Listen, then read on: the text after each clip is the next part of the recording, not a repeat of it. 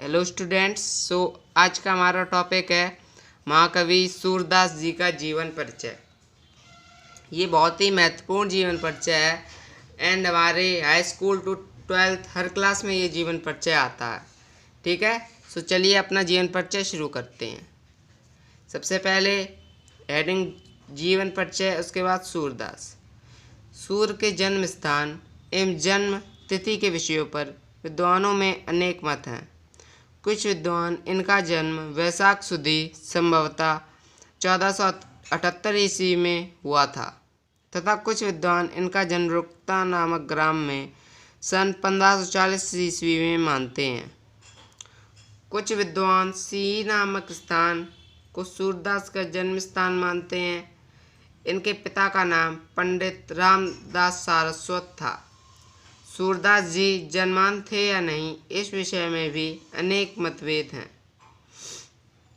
कुछ लोगों का मत है कि प्रकृति तथा बाल मनोवृत्तियों एवं मानव स्वभाव जैसा सूक्ष्म और सुंदर वर्णन सूरदास जी ने किया है, वैसा कोई जन्मांध व्यक्ति कर ही नहीं सकता।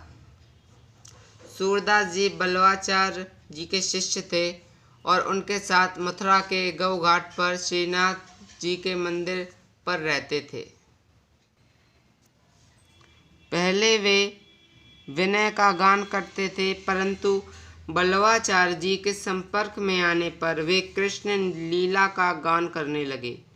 कहा जाता है कि सूर की भेंट एक बार तुलसीदास जी से मथुरा में हुई थी और दोनों में प्रेम भाव भी बढ़ गया। सूरदास जी से प्रभावित होकर ही तुलसीदास ने श्री कृष्ण गीतावली की रचना की।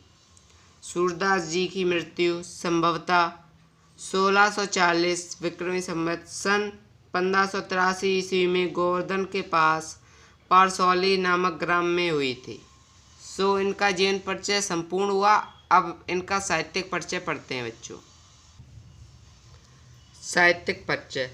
हिंदी काव्य जगत में सूर्य कृष्ण भक्ति की अगाध एवं अनंत भावधारा को प्रभावित करने वाले कवि माने जाते हैं। इनके काव्य का मुख्य विषय कृष्ण भक्ति है। इन्होंने अपनी रचनाओं में राधा कृष्ण की लीला के विभिन्न रूपों का चित्रण किया है। इनका काव्य श्रीमद् भागवत से अत्यधिक प्रभावित रहा, परंतु उसमें इनकी मौलिक प्रतिभा के दर्शन होते हैं। भ्रमर गीत में इनके विरह वर्णन की विलक्षणता भी दर्शनीय है।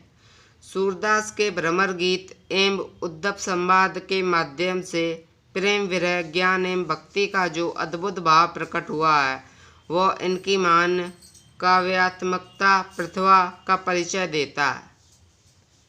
ठीक है, बच्चों अब पढ़ते हैं हम इनकी कृतियाँ। इनकी कृतियाँ हैं नागरी प्रचारणी सभा, काशी की खोज, पुस्तकालय में सुरक्षित नामावली। के आधार पर सूरदास के ग्रंथों की संख्या 25 मानी जाती है, किंतु उनके 3 ग्रंथ ही उपलब्ध हुए हैं, सूर सागर, सूर सारावली और साहित्य लहरी।